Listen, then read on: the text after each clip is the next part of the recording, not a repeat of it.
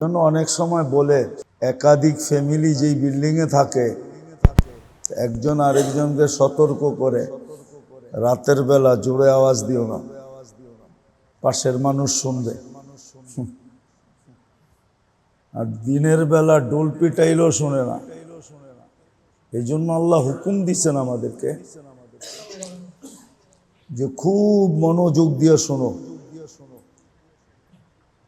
আর পরিবেশটাকে বিলকুল নীরব রাখো, তাইলে কথাগুলো বুঝে আসবে। আর বুঝে না আসলে, বুঝে না আসার মতো সিস্টেম আমাদের ভিতরে সেট করা আছে। বুঝে না আসার মতো কি সিস্টেম আমাদের ভিতরে সেট করা আছে, কিন্তু ওই সিস্টেমগুলা আমাদেরকে বুঝতে দিবে না।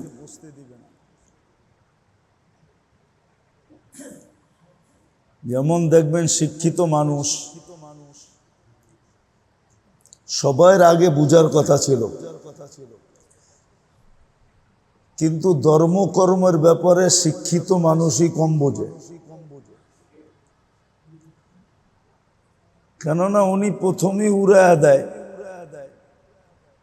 যে আমাদেরও তো শিক্ষা দীক্ষা আছে, এটা বইলা সে কি করে দেয়, উড়াইয়া দেয়। এটা হলো না বুঝার সিস্টেমের একটা আইটেম, শিক্ষা দীক্ষা। আবার সব শিক্ষা দীক্ষা না, বর্তমান যে শিক্ষা দীক্ষা আছে এটা মানুষকে ধর্মের কথা, আসল কর্মের কথা বুঝতে দেয় না। এটা হলো না বুঝার সিস্টেম। একটা দেখাইলাম যে বর্তমান শিক্ষা মানুষকে ধর্ম বুঝতে দেয় না। রাগ হয়ে যায় না, কেননা 99% এরকম যারা শিক্ষা পাওয়া সত্ত্বেও যে তাকে শিক্ষা দিল তাকেই চিনে না। এই জন্যই তো যে তাকে শিক্ষা দিল, শিক্ষা দেওয়ার মতো যোগ্যতাটা তাকে দিল, মেধাকে দিল। মেধা না থাকলে তো শিক্ষার প্রশ্নই ওঠে না, ঠিক না? কি আপনার মোবাইলে মেমোরি নেই, আপনি সেভ করবেন কোন জায়গায়? ঠিক না? কি না মনে হয় বুঝাইতে পারি না। আপনার মোবাইলে কি নাই? মেমোরি নেই। আপনার মোবাইলে মেমোরি নেই তো আপনি সেভ করবেন কোন জায়গায়? মেধা না থাকলে আপনি শিক্ষা নিবেন কি দিয়া? মেধাটাকে দিছে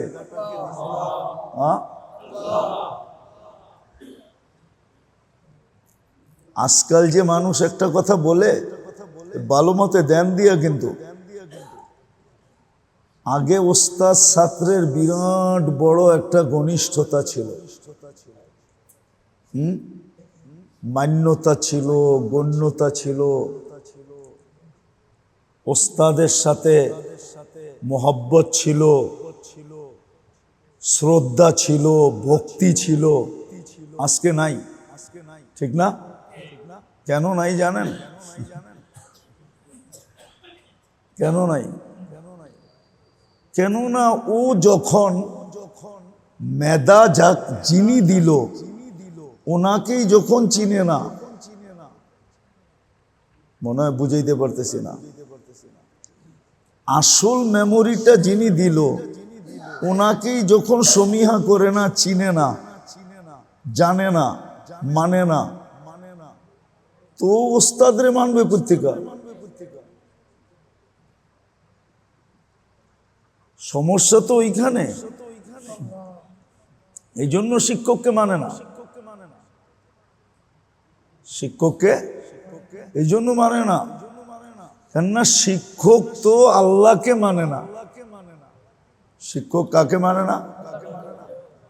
আল্লাহকে সমীহা করে না, আল্লাহকে ভক্তি করে না, আল্লাহকে শ্রদ্ধা করে না। আল্লাহকে মূল্যায়ন করে না, আল্লাহর দাসত্ব করে না, আল্লাহর গুণগান গায় না, আল্লাহর কথা শোনে না। তো শিক্ষককে যে মেধা দিল, মেমোরি দিল, শিক্ষক যখন ওইখানে মানে না, তো এইখানে আইসা ছাত্র শিক্ষককে মানে না। মনে হয় বুঝাইতে পারি না। এই জন্য একটা কাহিনী আছে সত্য। থানবী রহমতুল্লাহ আলাইহি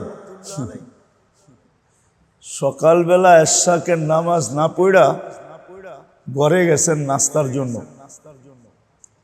তো যেই ঘরে গেছে ওনার দুই ঘর ছিল, যেই কোনো এক ঘরে গেছে, যাওয়ার লগেই ঘরওয়ালি কইতেছে, কেন আমার কাছে আসছো কেন, ওইটাই দিল না?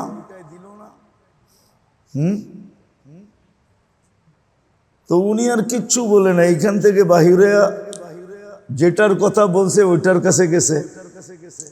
মনে করেন প্রথম বড়টার কাছেই গেছে, কেন ছোটটাই দিল না? উনি বেড়ে ছোটটার কাছে গেছে। তো ছোটটাই কইতেছে, কেন বড়টাই কি গার ধাক্কা দিয়ে বের করে দিল? প্রথমটা একটু ছোট কথা বলছে, বড়টা আরো বড় কথা বলছে। তো বইলা টইলা রুটি পাক করে দিছে। থানবী রহমতুল্লাহ খাইতে বসছে। তো রুটি প্লেটে দিতে দেরি মুরগি দৌড়াইয়া আইসা রুটি টান দিয়া নিয়ে যেতে দেরি করে না। মুরগিরে রুটি নিতে দেখা বিড়ালের আর সহ্য হয় নাই। বিড়াল দিছে মুরগির পিছে দৌড়ানি। এখন বিড়ালকে দৌড়াইতে দেখা কুকুর আর নিজের সামলাইতে পারে না, সে দিছে বিড়ালের পিছনে দৌড়ানি। তো থানবী রহমতুল্লাহ ইস্তেগফার পড়তে পড়তে উঠতেছিলেন আর বলতেছিলেন, ভুলটা তো আমিই কইরা আসছি, যার কারণে এতটি ভুল দেখতে হইল। আমি তো ইশাক না পড়া চলে আসছি, খিদা বেশি লাগছিলেন। তো যেটা বলতেছিলাম যে আমাদের ভিতরে কিছু জিনিস রাখা আছে, গভীর মনোযোগ না দিলে বুঝে আসবে না। কেননা কিছু সিস্টেম রাখা আছে যেগুলো আমাদেরকে বসতে দেয় না, দিবে না। যেমন বর্তমান শিক্ষা দীক্ষা মানুষকে দিন বসতে দেয় না, অথচ আপনি যুক্তিগতভাবে দেখেন শিক্ষা মানি আলো, ঠিক না? হ্যাঁ, সত্য তো। এই ব্যক্তিটার তো আরো বেশি দিনদার হওয়ার কথা ছিল, ঠিক না? শিক্ষিত লোকটার আরো বেশি কি দিনদার হওয়ার কথা ছিল, কিন্তু সে সবচেয়ে কম দিনদার। তাহলে বোঝা গেল বর্তমান শিক্ষার দীক্ষার সিস্টেম আমাদেরকে হক বসতে দিবে না। এরকম শুধু শিক্ষা দীক্ষা না, মাঝে মাঝে বিবেক বুদ্ধিও মানুষকে বুঝতে দেয় না। বিবেক বুদ্ধি মানুষকে বুঝতে দেয় না, বিবেক বুদ্ধি মানুষকে বুঝতে দেয় না। বেশি বুদ্ধিমান যারা, যারা বেশি বুদ্ধিমান, বুদ্ধিজীবী, যারা নিজেরা বুদ্ধিজীবীর সার্টিফিকেট পাইছে, আপনি একদিকে তাকাইলে দেখবেন ও সব বোঝে, কিন্তু নিজের আখেরাতটা বোঝে না, নিজের কবরটা বোঝে না, নিজের মৌতটা বোঝে না, নিজের হাসরটা বোঝে না, কে জন্ম দিল এটাও বোঝে না, কার কাছে যাবে এটাও বোঝে না, হিসাব কিতাব হবে এটাও বোঝে না। তো বুদ্ধি ওকে বসতে দেয় না। বোঝা গেল বুদ্ধিটাও মানুষের ওই সিস্টেম, যেই সিস্টেম মানুষকে হক বসতে দেয় না। এই জন্য কিন্তু আল্লাহ অনুরোধ করছে, মনোযোগ দাও। মনোযোগ দিলে তোমার বুঝে আসবে। যদি বুঝে নাও আসে তো ইঙ্গিত আছে লাআল্লাকুম তুরহামুন, তাইলে আমরা দয়া করে তোমারে বুঝায় দেব। আমাদের দয়ার মাধ্যমে তোমাকে কি করব? বুঝিয়ে দিব, তোমাকে বুঝিয়ে দিব, তোমাকে বুঝিয়ে দিব। দেখবেন অশিক্ষিত গরিব কিন্তু বড় দিনদার, বড় বড়, শুধু দিনদার না, বড় আল্লাহওয়ালা, বড় আল্লাহওয়ালা। আল্লাহ ওকে বুঝিয়ে দিছেন, কিন্তু বুঝার মতো ওর কাছে কিছু নাই। তা সত্ত্বেও সব বোঝে, দিনের সবকিছু কে বুঝাইছে? এটাই আল্লাহ ইঙ্গিত দিছেন, মনোযোগ দিবা। যত বেশি মনোযোগের ভলিউম বাড়াবা, তোমার ভিতরে বুঝার সিস্টেম না থাকলেও আমরা কুদরত দ্বারা তোমাকে বুঝাইয়া দিব, বুঝাইয়া দিব তোমাকে।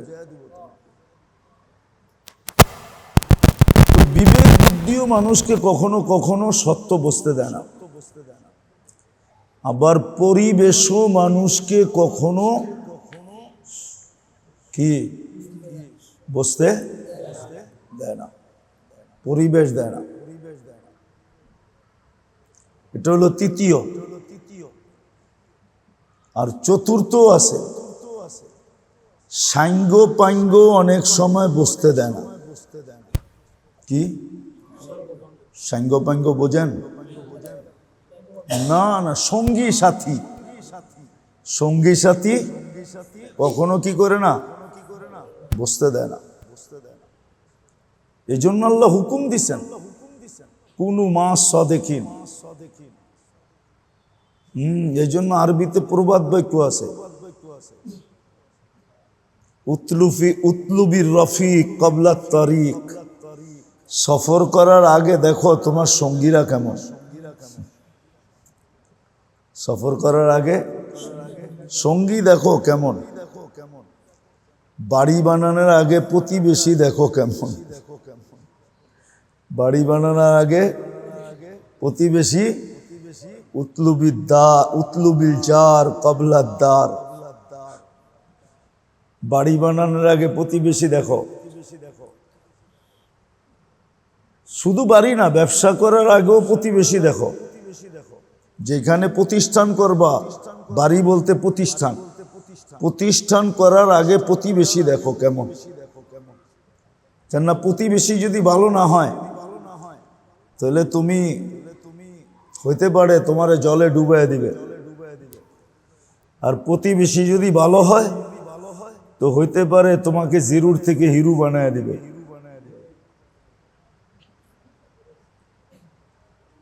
এই জন্য মনোযোগ দিয়ে শোনা, কিন্তু নাইলে কিন্তু কথা বুঝে আসবে না, দিলে গাঁথবে না। সময় কিন্তু পার হয়ে যাবে, সময় পার হয়ে যাবে। আজকে যেই যুক্তিগুলো আপনাকে আমাকে হকের থেকে দূরে সরাইতেছে, কালকে দেখবেন এরকমই কিছু যুক্তি আপনার সামনে আনবে যেগুলা দেখা আপনি আর আমি জিব্বায় কামড় দিব। বলবে হায় কি থুইয়া কি মানছিলাম, কি রাইখা কি মানছিলাম, কি থুইয়া কি মানলাম, আজকে কি দেখতে হইতেছে। আজকে অনেক যুক্তি, অনেক তর্ক, এটা হলো পঞ্চম নাম্বার। অনেক যুক্তি, অনেক তর্ক আমাদেরকে কি দিনের থেকে দূরে সরাইতেছে, দিন বুঝতে দেয় না, সত্য বুঝতে দেয় না, সত্য বুঝতে দেয় না। একটা জিনিস মনে উঠলো প্রেক্ষাপটের উপরে বলবো, আবার অন্যদিকে নিয়েন না, বুঝানোর জন্য বলতেছি।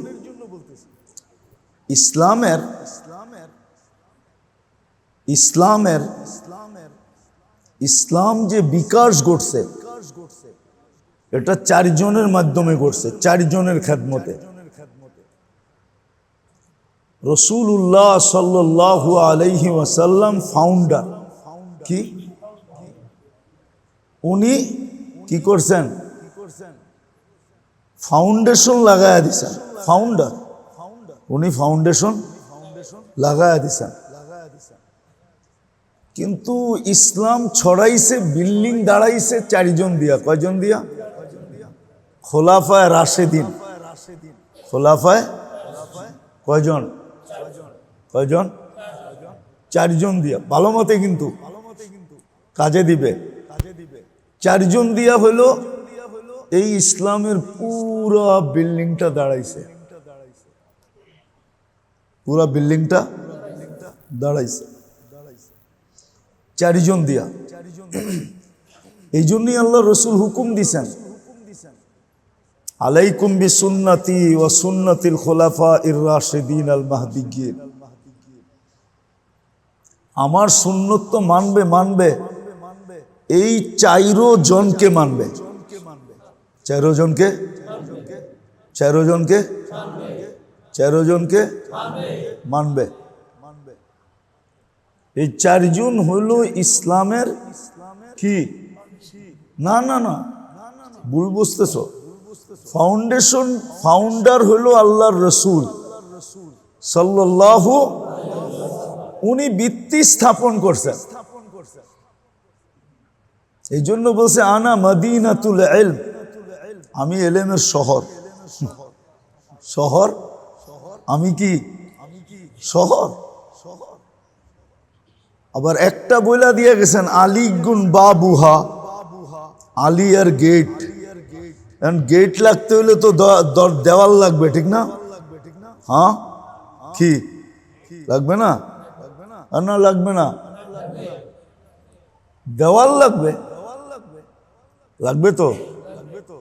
এখন দেওয়ালের পরে তো ছাদও লাগবে, ঠিক না? না লাগবে না? না লাগবে না?